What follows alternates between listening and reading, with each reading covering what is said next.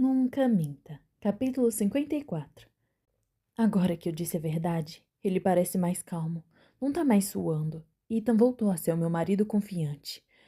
Você não faz ideia de como ela era, diz ele com a voz carregada de amargura. Ela era louca. O meu pai se deu bem, porque morreu quando eu era criança. A minha mãe sempre foi ansiosa demais, achava que era perseguida e acusava todo mundo. E me acusava também. Ele faz uma pausa e olha com desdém para o fogo. Ela também era alcoólatra. Toda vez que bebia, me acusava de roubar dinheiro e eu me sentia muito mal. Dizia que eu era ruim, uma criança ruim que não servia para nada. Eu sinto muito. Para ser sincero, cheguei a roubar algumas vezes. Como ela ia me acusar de qualquer jeito, não fazia diferença. Esse é outro lado do meu marido, um que ele nunca me deixa ver. Fico um pouco comovida. E o que aconteceu? Eu precisava de dinheiro. Ela nunca me deu dinheiro, nunca me deu nada, porque não confiava em ninguém. Mas tinha o seguro. E quer saber? Eu acho que eu não teria feito o que eu fiz se ela não estivesse bêbada naquela noite. Ela não parava de gritar comigo, falando que eu era um péssimo filho. E eu não aguentei. Empurrei a minha mãe da escada. Ethan ergue os olhos devagar. Eu tinha estacionado nos fundos. Saí de lá e só chamei a polícia um dia depois. Disse para eles que não conseguia falar com ela e que estava preocupado. A essa altura, minha mãe já tinha morrido havia muito tempo. Agora que me contou a história toda, Ita desaba no sofá e enterra o rosto nas mãos. Sento do lado dele e coloco as mãos em suas costas. Os ombros dele tremem. Você deve estar me odiando agora. E com razão. Não. Ele olha para mim, os olhos marejados. Eu te amo muito, Trícia. E eu não sabia que era capaz de fazer uma coisa dessas. Passei a infância toda odiando aquela mulher e eu não imaginei que seria capaz de amar uma pessoa até conhecer você. Você é minha alma gêmea. Mas por que você não me contou a verdade? Eu não tinha como te contar, você teria me abandonado. Isso não é verdade. Segura a mão dele. A verdade é que... Trícia? Eu já sabia. Ethan parece confuso. Preciso contar tudo para ele. Mas eu sinto medo. Eu não tenho escolha. Se existe um momento certo para contar tudo, esse momento é agora. Começo do início. Falo de Cody e de Alexis. Explico como me tornei paciente da doutora Adrienne e como ela me chantageou e me forçou a fazer o que ela queria. Revela a identidade do corpo debaixo do piso de madeira e, por fim, conto o verdadeiro destino da doutora Adrienne Hale e o meu objetivo ao vir aqui nesse fim de semana. Ethan ouve a história toda. O rosto dele é uma máscara sem emoção. Em algum momento ele larga minha mão e não me interrompe nenhuma vez. Ele me deixa contar tudo, e a certa altura eu sinto medo de ter ido longe demais. Sim, ele matou a própria mãe, mas eu matei 6 pessoas e fui cúmplice da morte de uma 7ª. Se alguém quisesse fazer uma comparação, poderia dizer que os meus pecados são piores. Quando termino de falar, Ethan fica imóvel por um tempo, olhando para a lareira. Deixo que ele reflita sobre o que eu acabei de dizer. Ethan merece alguns minutos para pensar em tudo. Em silêncio, cruzo os dedos das mãos e dos pés. Ele vai entender. Eu sei que vai. Ou não. Nossa, diz ele por fim, sem tirar os olhos do fogo. No que ele está pensando? Será que ele vai me entregar para a polícia? Eu sei que eu me arrisquei demais contando tudo, mas eu fiz isso porque pensei que ele me amava muito e porque eu tô grávida do nosso primeiro filho. Ele não me entregaria para a polícia. Jamais. Eu tenho quase certeza disso, mas não tenho certeza absoluta. No que você está pensando? Pergunto.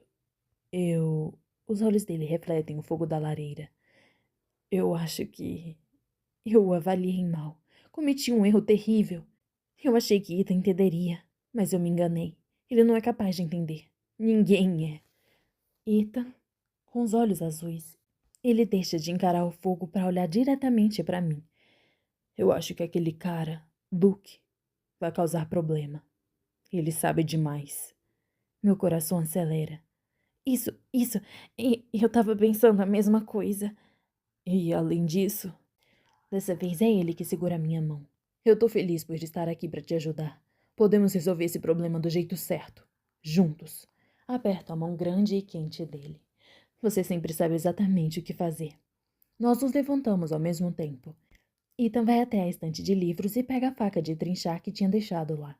Ele segura o cabo com a mão direita. O rosto dele tem um brilho estranho à luz do fogo crepitante. Sempre quis ter uma lareira, mas não é o tipo de coisa que se pode ter em Manhattan. E essa é uma bela lareira. Sabe, digo pensativa, eu tô começando a gostar dessa casa. Eu acho que consigo me ver morando aqui. Sério mesmo? O rosto de Ethan se ilumina. Tricia, eu tava torcendo pra você dizer isso, porque eu me sinto da mesma forma. Ele levanta as sobrancelhas. Você vem? Vou. Só um segundo. Pego meu casaco de lã, pendurado na beirada do sofá. Procuro nos bolsos e os meus dedos encontram a fita cassete que ficou comigo. Tiro a fita do bolso e olho para as minhas iniciais na lateral da caixinha. Agora eu sou uma pessoa diferente da garota da fita. Mas em outros aspectos, eu não mudei nadinha. Fecho os dedos em volta da fita cassete. Vou até a lareira e as minhas bochechas sentem o calor que irradia do pequeno espaço. Jogo a fita no fogo e ela começa a se desintegrar lentamente, assim como as outras.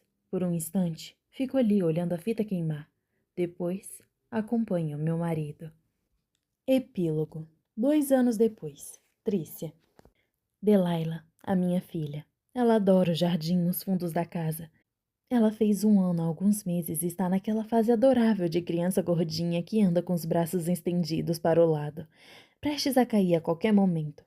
Eu a observo na cadeira de balanço, na frente de casa, quando acontece exatamente isso. Ela cai de joelhos na grama macia e se levanta sem perder o ritmo. Ela tem uma missão importante a cumprir. A de me trazer uma margarida que encontrou crescendo na grama. Ela percorre o restante do caminho até mim e apoia uma mãozinha no joelho. Mama! Diz ela. Obrigada, meu amor. Aceita a margarida um pouquinho amassada. É uma flor, querida. Vó, repete ela. Isso. Ela sorri para mim. Talvez eu seja um pouco suspeita para falar, mas eu acho que ela é a criança mais bonita que já existiu. Ela se parece muito com o pai. Ethan e eu temos cabelos loiros, mas o meu é artificial e o dele é natural. Ela tem os cachos loirinhos do pai, embora os dele sejam muito curtos para enrolar, e os olhos azuis. É uma imagem fiel de Ethan quando era bebê. Nas fotos que ele enfim me mostrou depois que compramos a casa, minha filha também se alegra muito com as pequenas coisas. Comprei uma boneca no aniversário de 1 ano dela, e seu rostinho se iluminou com um sorriso radiante. Isso fez com que eu me lembrasse da minha coleção de bonecas de quando eu era criança. Eu tinha pelo menos uma dúzia. E guardava outra coleção numa gaveta do quarto das cabeças tosquiadas das bonecas de que eu não gostava tanto. Vó! Grita Delilah. Depois volta para o jardim, ansiosa para colher mais flores e entregá-las para mim. Pego o chá gelado na mesa do vidro ao lado da cadeira de balanço. Ficamos com alguns móveis que Adrienne Hale deixou para trás. E continuamos com a cama. Mas compramos um colchão novo. Ficamos com o sofá depois de fazer uma boa limpeza nele e também com a mesa de centro. Eu tirei o retrato na parede e guardei no sótão. Eu não consegui me convencer a destruir o quadro. Infelizmente, a doutora Adrienne não tinha móveis para o quintal. Tivemos que comprar tudo de novo. Mas encontramos algumas peças lindas. Todo mundo que vem à nossa casa admira o nosso quintal. Ninguém faz ideia de como foi uma barganha. Sinto uma mão no meu ombro. Ethan tá do meu lado. E eu sorrio para ele, que arregala os olhos retribuindo o sorriso. Meu marido é um daqueles homens que ficam mais bonitos conforme envelhecem. Dá para perceber. Ela tá se comportando? Ela sempre se comporta. É verdade, vivemos uma vida dos sonhos. Nossa filha é um anjinho. Ethan pode trabalhar em casa quase todo dia e evitar o deslocamento até a cidade. Para conseguir isso tudo, a gente só precisou eliminar algumas pessoas. Logo após o nosso fim de semana em casa, liguei para Judy e disse a ela que estávamos muito interessados na propriedade, que ainda não estava oficialmente à venda. Fiz pressão para Judy nos mostrar o imóvel antes que ela abrisse para visitação e fizemos uma oferta na hora. Não tentamos pechinchar. Pagamos o preço anunciado e nem um centavo a mais. No fim das contas, tínhamos um motivo para não querer que as pessoas ficassem entrando e saindo de casa. Tínhamos um motivo para impedir que Judy descobrisse qualquer um dos compartimentos secretos e transformasse a casa numa cena de crime mais uma vez. E tínhamos um motivo especial para manter Judy longe do jardim. E agora, ela é nossa. A casa dos nossos sonhos. Eu não sei como cogitei em não morar aqui. Como está o feijãozinho? Por instinto, coloco a mão direita sobre a barriga. Há algumas semanas descobri que Delilah vai ter um irmãozinho, ou uma irmãzinha. Estamos muito felizes com isso. Afinal de contas, como disse Ethan, temos mais 4 quartos para ocupar. Era um desperdício a doutora Adrienne morar aqui sozinha. Vamos fazer um bom uso da casa. O feijãozinho tá bem. Ele sorri para mim. Eu fico feliz de saber. Delilah encontrou outra flor para mim, mas na pressa ela acaba caindo num lugar pior dessa vez e não consegue se levantar tão fácil. Ela se senta na grama, com as perninhas gordinhas esticadas, choramingando até o rosto ficar vermelho. Ai, não! Grito com todo o meu instinto materno. Eu vou te ajudar, filha! Não. Ethan segura o meu ombro. Descansa, mamãe. Eu cuido dela. Sorriu e toma outro gole do meu chá gelado enquanto meu marido vai confortar a nossa filha no jardim. Ele é tão bom com ela. É carinhoso, paciente e a faz rir. Embora, para ser sincera, não seja difícil fazer uma criança de 1 ano rir. É só, sei lá, derrubar a comida no chão. Dito e feito. Depois de 1 minutinho, Ethan deixa Delilah feliz e sorridente. Ele a coloca nos ombros e os dois saem passeando pelo jardim, enquanto ela dá risadinhas de alegria. Observo os mocassins de Ethan pisoteando o trecho da grama que começou a crescer de novo há cerca de 8 meses. Durante 1 ano, observamos aquele trecho com ansiedade. A grama do restante do jardim era tão exuberante e verde, mas nada crescia ali. Pesquisei o assunto. Expliquei para Ethan que um cadáver, ao ser enterrado, afeta o crescimento das plantas por mais ou menos 1 ano, mas depois elas voltam a crescer melhor do que antes, e não é como se alguém fosse olhar para aquele pedaço de terra onde nada crescia e deduzir que o corpo de Luke Strauss tinha sido enterrado ali. Cavar o buraco foi mais fácil do que matá-lo. Ethan cuidou de tudo. Ele nunca foi tão sexy. Luke resistiu, mas não tanto quanto eu esperava. Eu vi o olhar resignado segundo antes de Ethan cortar o pescoço dele. E agora, que está morto, Luke encontrou a sua querida Adrienne, se você acredita nessas coisas. Felizmente, 2 anos depois, a grama voltou a crescer onde o enterramos. O corpo dele vai servir de fertilizante por muitos anos, assim como o corpo de Edward Jameson, enterrado a poucos metros de distância. E assina para mim do jardim. Eu amo tanto o meu marido. Eu nunca pensei que seria capaz de amar de novo depois do que Cody fez comigo. Mas aqui estou eu, casada com um homem maravilhoso, e nós dois compartilhamos um segredo que vai nos unir pelo resto da vida. Vamos levar esse segredo pro túmulo. Pelo menos eu vou. Às vezes eu fico pensando em Ita. Ele fica nervoso quando as pessoas passeiam pelo jardim. Ele estava tão ansioso com a grama que cheguei a pensar que Ethan poderia dar com a língua nos dentes. Se alguém começasse a fazer perguntas, não sei como ele reagiria. Eu espero que isso nunca aconteça, mas se acontecer, eu estou preparada para lidar com a situação. Como diz a minha mãe, 2 pessoas só conseguem guardar um segredo se uma delas está morta.